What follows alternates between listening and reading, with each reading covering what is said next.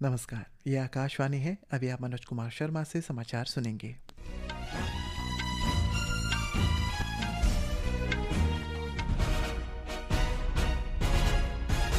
पहले मुख्य समाचार। रूस के राष्ट्रपति व्लादिमीर पुतिन भारत रूस वार्षिक शिखर सम्मेलन में भाग लेने के लिए 2 दिवसीय भारत यात्रा पर आज नई दिल्ली पहुंचेंगे। रक्षा मंत्री राजनाथ सिंह ने रूस के रक्षा मंत्री आज शाम नई दिल्ली में सैन्य और सैन्य तकनीकी सहयोग पर भारत रूस अंतर सरकारी आयोग की सह अध्यक्षता करेंगे। प्रधानमंत्री नरेंद्र मोदी ने कहा, वन्यजीवों की रक्षा और प्रकृति के साथ सामंजस्य बिठाना भारत के सभ्यतागत लोकाचार का अभिन्न अंग। उन्होंने अंतर्राष्ट्रीय चीता दिवस पर प्रोजेक्ट चीता का सफलता को याद किया। महिला और बाल विकास मंत्री अन्नपूर्णा देवी ने बाल विवाह मुक्त भारत के 100 दिवसीय गहन जागरूकता अभियान का शुभारंभ किया। और वैश्विक रेटिंग एजेंसी फिच ने चालू वित्त वर्ष के लिए भारत का सकल घरेलू उत्पाद वृद्धि अनुमान बढ़ाकर 7.4% किया। उपभोक्ता खर्च में बढ़ोतरी और हाल के कर सुधारों ने बेहतर आर्थिक माहौल इसका प्रमुख कारण बताया है। अब समाचार विस्तार से। रूस के राष्ट्रपति व्लादिमीर पुतिन 2 दिन की भारत यात्रा पर आज नई दिल्ली पहुंचेंगे। वे 23वें भारत रूस वार्षिक शिखर सम्मेलन में भाग लेंगे। प्रधानमंत्री नरेंद्र मोदी से कल उनकी बातचीत होगी।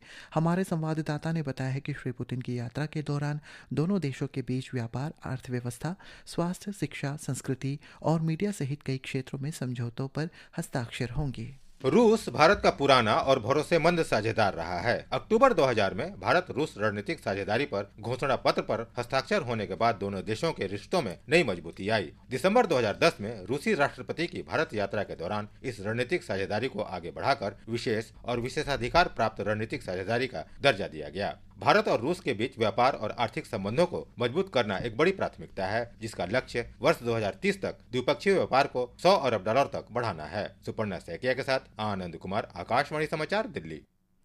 भारतीय जनता पार्टी सांसद शशांक मणि त्रिपाठी ने कहा है कि रूस के राष्ट्रपति का ये देश की यात्रा एक शुभ संकेत है। आकाशवाणी समाचार से बातचीत में उन्होंने कहा है कि रूस एक महत्वपूर्ण रणनीतिक साझेदार रहा है, जो सैन्य और भू राजनीतिक रूप से भारत का समर्थन करता रहा है। रूस और भारत की मित्रता बहुत लंबी है, बहुत गहरी है। आपको याद होगा वो क्षण जब हमारा एक युद्ध हो रहा था, उस समय रूस ने हमारी समर्थन किया था और आज हम लोग ने भी यूक्रेन के माध्यम से उनका समर्थन किया है। और उसी के साथ साथ आदरणीय प्रधानमंत्री जी ने एक संदेश भी दिया है कि हम लोग विश्व शांति के लिए किसी भी प्रकार के युद्ध का समर्थन नहीं करते हैं, जहां शांति हो सकती है हो जाए। और आज जब ये आ रहे हैं 2 दिन के लिए, तो प्रधानमंत्री जी उनके साथ रहेंगे। कई ऐसे समझौते हो रहे हैं जो कि आर्थिक स्थिति में हैं, कई ऐसे समझौते होंगे जो टेक्नोलॉजी में होंगे। मैं समझता हूं रक्षा के क्षेत्र में भी कई ऐसी चीजें होंगी जो इंडो रूस मित्रता है उसकी भावना से आगे बढ़ेंगे और ये विश्व शांति के लिए भी बहुत बड़ा संकेत है। रक्षा मंत्री राजनाथ सिंह और रूस के रक्षा मंत्री आंद्रेई बेलोसोक आज नई दिल्ली में 22वीं भारत रूस अंतर सरकारी आयोग की मंत्रिस्तरीय बैठक की सह अध्यक्षता करेंगे। ये दौरान सैन्य मुद्दों और सैन्य तकनीकी सहयोग पर चर्चा होगी। रक्षा मंत्रालय ने कहा है कि दोनों मंत्री बैठक के दौरान रक्षा क्षेत्र में भारत और रूस के बीच बहुआयामी संबंधों की संपूर्ण समीक्षा करेंगे। वे आपसी हित के समकालीन क्षेत्रीय और वैश्विक मुद्दों पर भी बातचीत करेंगे। प्रधानमंत्री नरेंद्र मोदी ने आज अंतर्राष्ट्रीय चीता दिवस पर सभी वन्यजीव प्रेमियों और चीतों की रक्षा के लिए समर्पित संरक्षणवादियों को शुभकामनाएं दी है। सोशल मीडिया पोस्ट में प्रधानमंत्री ने चीते को धरती के सबसे महत्वपूर्ण वन्यजीवों में से एक बताया है। 3 साल पहले शुरू किए गए प्रोजेक्ट चीता की सफलता को याद किया गया। प्रधानमंत्री ने कहा है कि चीता पर्यटन की बढ़ती लोकप्रियता देखकर खुशी हो रही है। उन्होंने इस बात पर जोर दिया है कि वन्यजीवों की रक्षा और प्रकृति के साथ सामंजस्य बिठाना भारत के सभ्यतागत लोकाचार का अभिन्न अंग है और आज भी इन प्रयासों में ये भावना देखी जा सकती है।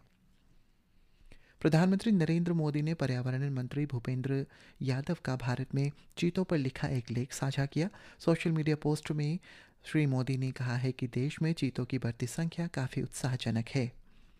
केंद्रीय मंत्री और राज्यसभा में सदन के नेता जगत प्रकाश नड्डा ने विपक्ष के उन आरोपों को खारिज कर दिया है कि सरकार उनके द्वारा उठाए गए मुद्दों पर चर्चा के से बच रही है। कांग्रेस सदस्य और राज्यसभा में विपक्ष के नेता मल्लिकार्जुन खड़गे के आरोपों का जवाब देते हुए श्री नड्डा ने कहा है कि सरकार संसद के हर मुद्दे पर चर्चा के लिए तैयार है। सरकार ने कहा है कि जल जीवन मिशन के अंतर्गत 15 करोड़ से अधिक घरों को नल के पानी का कनेक्शन दिया जा चुका है। लोकसभा में प्रश्नकाल के दौरान पूरक प्रश्नों का उत्तर देते हुए जल शक्ति मंत्री CR पाटिल ने कहा है कि 4 करोड़ और घरों को स्वच्छ पेयजल उपलब्ध कराने का काम अभी जारी है। कुछ राज्यों में 90% पैसा केंद्र सरकार की ओर से उनको वित्तीय सहायता दी जाती है। इस बार भी 67,000 करोड़ रुपया इसके लिए आवंटित किया गया है, मगर कई राज्यों से बहुत सी कंप्लेन इसके बारे में आई। माननीय प्रधानमंत्री श्री मोदी साहब ने अभी भी एक निर्देश दिया और बार बार दिया है कि ये जो योजना है वो लोगों के घर में पानी देने के लिए बनी है। अभी तक इसके अंदर करीब 4,000 लोगों को ब्लैकलिस्ट किया गया। विदेश मंत्री डॉक्टर सुब्रमण्यम जयशंकर ने राज्यसभा में बताया है कि राष्ट्रीय अन्वेषण अभिकरण NIA ने 27 मामले दर्ज कर उनकी जांच की है, जिसके बाद 169 गिरफ्तारियां हुई और 132 व्यक्तियों के खिलाफ आरोप पत्र भी दाखिल किए गए। डॉक्टर जयशंकर ने सदन में पूरक प्रश्नों का उत्तर देते हुए ये जानकारी दी। विदेश मंत्री ने यह भी बताया है कि तस्करी से सबसे अधिक मामले पंजाब से हैं, जिसके लिए राज्य सरकार ने एक विशेष जांच दल और एक समिति का गठन किया है। मैक्सिमम नंबर ऑफ ट्रैफिकिंग तस्करी के सबसे ज्यादा मामले पंजाब से हैं। पंजाब सरकार ने एक विशेष जांच दल और एक तथ्यान्वेषी समिति का गठन किया है। उनके द्वारा दी गई जानकारी के अनुसार 25 FIR 58 अवैध ट्रैवल एजेंटों के खिलाफ दर्ज की गई हैं। 16 आरोपियों को गिरफ्तार किया है। हरियाणा ने 2325 मामले दर्ज किए गए हैं। 44 FIR दर्ज हुई है। 27 लोगों को गिरफ्तार किया गया है। वहीं गुजरात राज्य सरकार द्वारा एक तस्कर को गिरफ्तार किया गया है। केंद्रीय पतन पोत परिवहन और जलमार्ग मंत्री सर्बानंद सोनोवाल ने कहा है कि हाल के वर्षों में पूर्वोत्तर देश के विकास में केंद्र बन गया है। आज नई दिल्ली में संवाददाताओं को संबोधित करते हुए श्री सोनोवाल ने कहा है कि केंद्र सरकार द्वारा लागू की गई विभिन्न नीतियों और कार्यक्रमों के माध्यम से इस क्षेत्र में संपर्क और संचार सहित सभी क्षेत्रों में तेजी से विकास हुआ है। केंद्रीय महिला एवं बाल विकास मंत्री अन्नपूर्णा देवी ने आज नई दिल्ली में बाल विवाह मुक्त भारत के लिए 100 दिन के गहन जागरूकता अभियान का शुभारंभ किया। यह अभियान बाल विवाह मुक्त भारत अभियान की पहली वर्षगांठ के उपलक्ष्य में आयोजित किया गया। इस अवसर पर महिला एवं बाल विकास मंत्री ने कहा है कि सरकार ने 2030 तक भारत को बाल विवाह मुक्त बनाने का लक्ष्य रखा है। उन्होंने कहा है कि समाज, समुदायों और नागरिकों की सक्रिय भागीदारी से देश बाल विवाह मुक्त भारत बनने की दिशा में निरंतर आगे बढ़ रहा है। हमारी संवेदनशील नीतियों और समुचित अवसरों ने उन्हें अटूट विश्वास दिया है कि आज हर बेटी की आवाज गूंज रही है, मुझे पढ़ना है, मुझे बढ़ना है। और मुझे खुशी है कि सरकार, समाज और परिवार सभी मिलकर इस आवाज को मजबूत कर रहे हैं और ये एक शुभ संकेत है। हमें और अधिक दृढ़ता के साथ बेटियों के हित में काम करने के लिए प्रेरित कर रहा है। और यह हमारे लिए बड़ी खुशखबरी है कि छत्तीसगढ़ का सूरजपुर जिला बाल विवाह मुक्त जिला बन गया है। वैश्विक रेटिंग एजेंसी फिच ने चालू वित्त वर्ष 2025-26 के लिए भारत का सकल घरेलू उत्पाद GDP वृद्धि अनुमान दर 7.4% कर दिया है। उपभोक्ता खर्च में बढ़ोतरी और हाल के GST सुधारों के बेहतर आर्थिक माहौल बनने का इसका प्रमुख कारण बताया गया है।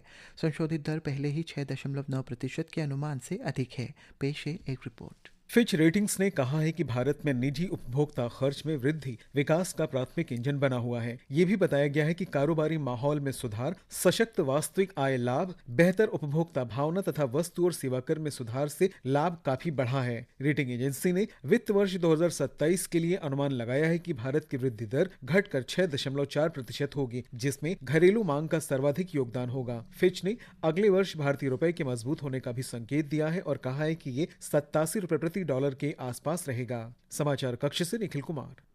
आज नौसेना दिवस है। भारतीय नौसेना की उपलब्धियों और भूमिका के सम्मान में प्रत्येक वर्ष 4 दिसंबर को ये दिवस मनाया जाता है। राष्ट्रपति, उपराष्ट्रपति, प्रधानमंत्री, गृह मंत्री और रक्षा मंत्री ने इस अवसर पर सभी भारतीय नौसेना कर्मियों, पूर्व नौसैनिकों और उनके परिवारों को शुभकामनाएं दी है। प्रमुख रक्षा अध्यक्ष जनरल अनिल चौहान और नौसेना प्रमुख एडमिरल दिनेश के त्रिपाठी ने इस अवसर पर नई दिल्ली स्थित राष्ट्रीय युद्ध स्मारक पर पुष्पांजलि अर्पित की। और अंत में मुख्य समाचार एक बार फिर। रूस के राष्ट्रपति व्लादिमीर पुतिन भारत रूस वार्षिक शिखर सम्मेलन में भाग लेने के लिए 2 दिवसीय भारत यात्रा पर आज नई दिल्ली पहुंचेंगे।